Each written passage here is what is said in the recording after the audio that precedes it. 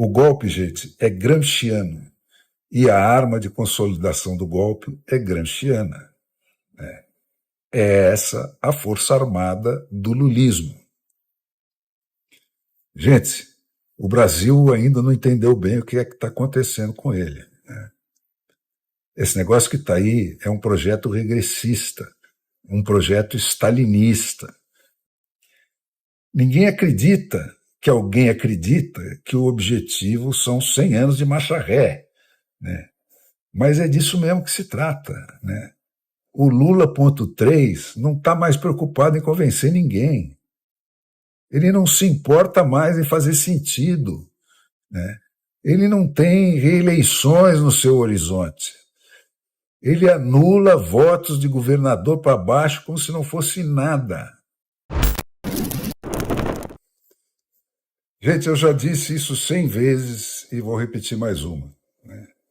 O golpe lulista não contou com o apoio direto das Forças Armadas para chegar onde ele chegou.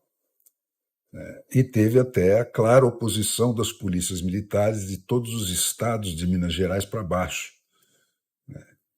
Mesmo no PT, ele não envolveu diretamente mais do que 3 ou 4 dúzias daqueles mestres da trapaça lá da elite do partido. E de onde é então que vem a força desse golpe? Essa é fácil.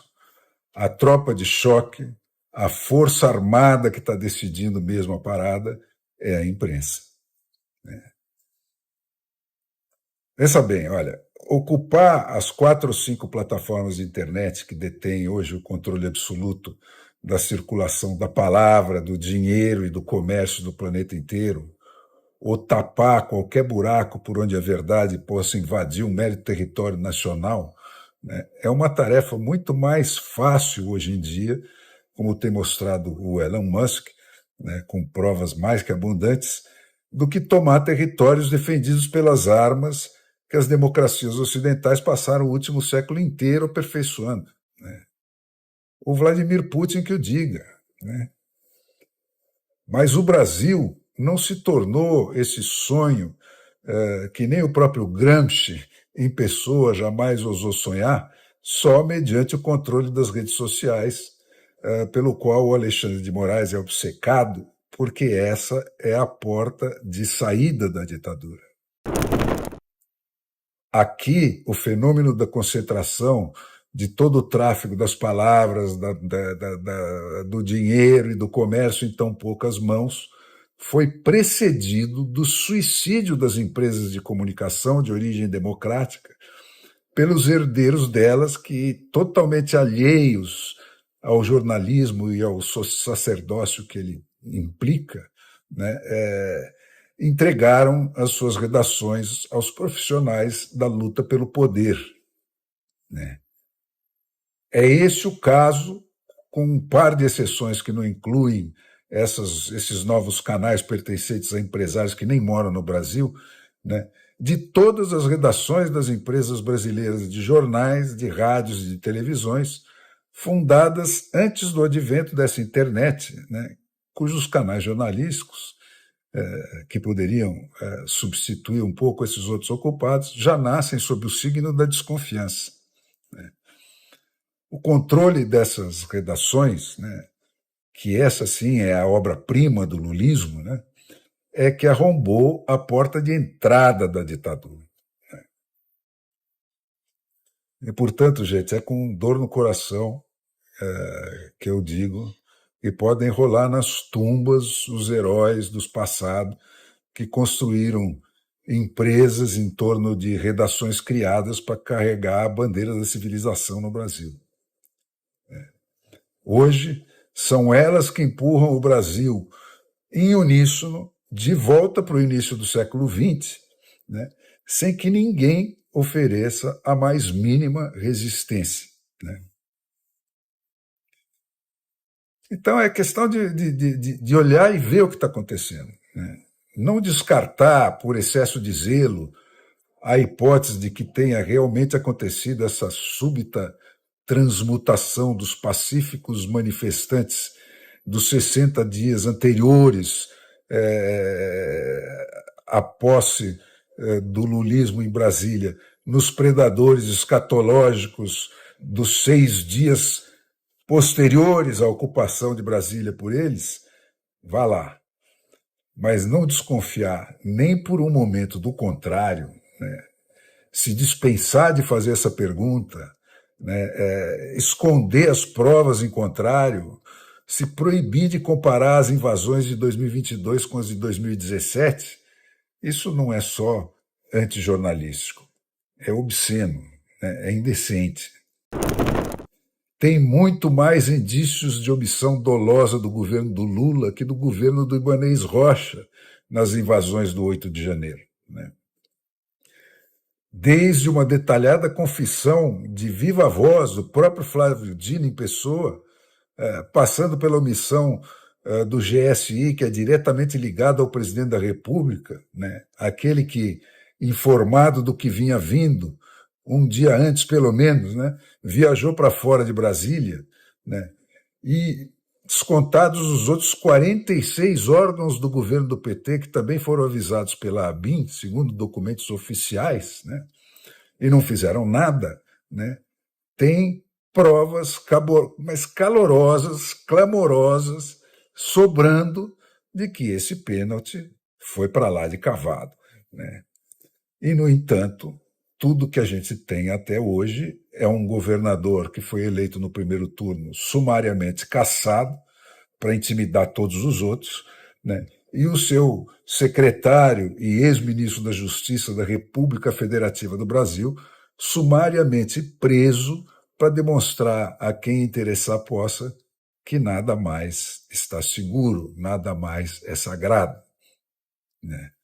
A declaração de confiança na justiça e nas instituições brasileiras do Anderson Torres, né, que foi seguida da espontânea apresentação dele para as autoridades, a ditadura respondeu com uma acusação de cumplicidade com terrorismo, né, seguida de uma prisão sem julgamento, né. E mais de 1.000 brasileiros acampados em frente àquele que vai entrar para a história como o quartel-general da ignomínia do Exército Brasileiro em Brasília, tiveram destino idêntico, né? Tem gente presa, incomunicável, há 8 meses, ou exilada e banida das redes há anos por ter feito um blog qualquer com críticas ao Alexandre de Moraes.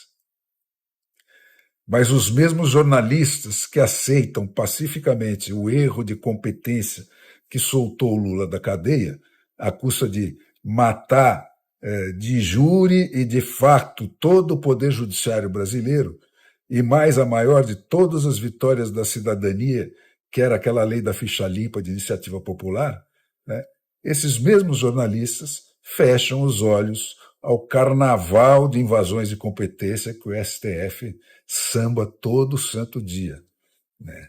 Eles fecham os olhos à sucessão de violações da Constituição e da lei para impedir a restituição de posse de propriedade invadida sem a permissão do invasor, né? Para liberar a ocupação do Estado e das estatais por partidos políticos, pelos amigos e pelos parentes dos donos do poder, para criminalizar a crítica e proibir manifestações, para tirar do povo o poder de se defender contra os abusos da autoridade, para bloquear os poderes do Senado para defender o povo por traidores sistemáticos dos interesses expressos dos seus eleitores, como esse Rodrigo Pacheco, né?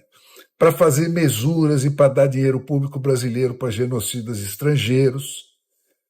Nem a ideia de impor uma nova nacionalidade a todos os brasileiros suscita a essa gente qualquer pergunta, né? Tudo passa batido sem nenhuma adjetivação, né? O jornalismo golpista não faz perguntas nem que a obviedade atropele ele na rua, né?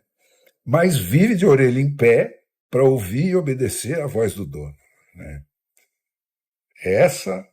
A cada ordem, eles saem em matilhas, né, que são transversais, como eles gostam de dizer, às empresas supostamente concorrentes a partir das quais eles atuam, né, repetindo o mesmo latido, o mesmo ganido, o mesmo chororô, né? E se o dono der um isca, lá vão eles cravar o dente no escado para chacoalhar e para estraçalhar, nem que seja o jornalista, sem aspas, que até ontem estava sentado ao lado deles. Né? Para os inimigos, é golpista, criminoso, antidemocrático, fascista, terrorista. Né? Para os amigos, é presidenta. Né? Assim como só tem pecado por pensamentos e palavras, né? Os pensamentos por obra, como os que puseram Lula na cadeia, são perdoados sistematicamente, né? Nesse Brasil do lulismo, tem golpe por pensamentos e palavras, né? Como o do Bolsonaro, que vai continuar ameaçando a gente, nem que ele morra, né? E tem golpe por atos, né? Como esses que estão matando a democracia brasileira e que em apenas 17 dias, né, já encheu os presídios de tantos presos políticos que foi preciso libertar assassinos, estupradores e outros criminosos comuns, né, para abrir espaço para essa gente. Né? O que é ato criminoso para uns é aval para se candidatar à presidência da República para outros, né? Sem que passe nem um rubor na face de quem faz esse duplo pensar. Agora, alguém acha honestamente que dá para descrever o que aconteceu no dia 8 de janeiro, né? Ou pior ainda, nos 60 dias anteriores ao dia 8 de janeiro, né? Com a mesma palavra que esses mesmos jornalistas usaram para descrever o que fizeram o Osama Bin Laden nos Estados Unidos, ou os autores daquela carnificina do Bataclan de Paris, ou as orgias de sangue do Estado Islâmico pelo Oriente Médio afora? Dá para usar a mesma palavra para essas duas coisas? Né? E se quem usar essa palavra for a mesma pessoa que pulverizou um moleque de 18 anos convocado para servir o exército com um carro cheio de dinamite, ali naquele mesmo quartel de Ibirapuera onde o pessoal estava acampado, né? Ou gente que fuzilou um monte de inimigos da Revolução desarmados nas ruas do Brasil, né? De que nome dá para chamar o pessoal que se presta a esse grau de distorção? E está aí, ó. Ontem mesmo estavam lá os jornalistas de sempre, com toda a cara de sérios, né, aquelas bonitinhos, mais ordinários, justificando uma nova comissão de anistia invertida, naturalmente, né? Não para tratar dos presos políticos de agora, né, mas para rever o Brasil de 58 anos atrás. Né? O que é ato criminoso para uns é, como eu disse, aval para presidentes da República para outros. Gente, como é que dá para chamar estruturas hierárquicas inteiras que tem soldados, tem editores de programa, tem editores de área, tem editores-chefes, tem CEOs, tem departamentos administrativos, comerciais e de jurídicos, né? Todos dedicados 24 horas, 7 dias por semana a planejar, a executar, a ajustar os termos, a aprovar e a bombardear o público com falsificações desse calibre. Né? Quem é que financia essas operações? Quem é que dissemina na rede as fake news que essas usinas de ódio produzem? O fato é que nem os políticos, né, que até aqui precisavam de votos para chegar no poder, e nem mesmo as Forças Armadas, que usam tanques, fuzis e outras quinquilharias obsoletas, ousaram enfrentar essa máfia. O golpe, gente, é gramsciano, e a arma de consolidação do golpe é gramsciana. É essa a força armada do lulismo. Assim como não existe advocacia na ditadura, porque quem está preso ilegalmente e, portanto, não pode ser solto por recurso à lei que foi violada para prendê-lo, né? também não existe jornalismo sem aspas na ditadura. Não tem como fazer análises racionais de ações que foram regidas pela trapaça, que é a falsificação da realidade, e pela violência, que impõe essa falsificação como verdade, né? A arma que mata todo e qualquer equipamento da civilização, a arma que mata a política, a Constituição, a lei, o direito, a prestação de justiça, a defensoria pública, a defensoria privada, a segurança pública mesmo, e, finalmente, até as eleições, não é a dos frequentadores dos clubes de tiro, né? É a dessa tropa que zela pelo desarmamento moral e intelectual da nação. Gente, o Brasil ainda não entendeu bem o que é que está acontecendo com ele, né? Esse negócio que está aí é um projeto regressista, um projeto stalinista, né?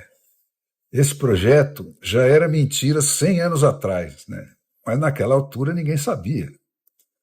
Tudo era desculpado pela utopia, né? Valia o sacrifício, valia qualquer barbaridade, porque dali ia nascer uma nova humanidade sem desigualdade nem patrões e tal.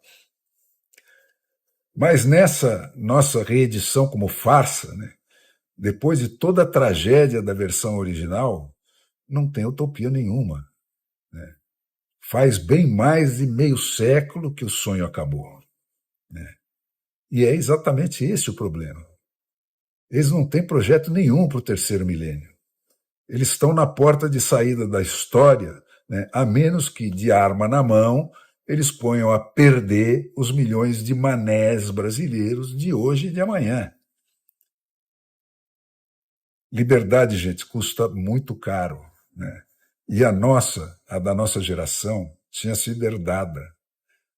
E é talvez por isso que ela vai sendo desbaratada com tanta facilidade, né? Tudo isso que está nos acontecendo em ritmo de montanha-russa, né, faz parte de uma receita perfeitamente amadurecida, minuciosamente medida e testada, né, que tem como seu principal ingrediente contar com esse perdimento da gente honesta diante do tamanho das traições e da ausência de limites da violência dos atacantes, né? Ninguém acredita que alguém acredita que o objetivo são 100 anos de marcha ré, né? Mas é disso mesmo que se trata, né? O Lula.3 não está mais preocupado em convencer ninguém. Ele não se importa mais em fazer sentido, né? Ele não tem reeleições no seu horizonte. Ele anula votos de governador para baixo como se não fosse nada, né? Ele confia 100% na força bruta daqui até o fim dos tempos. O namoro é explícito, gente.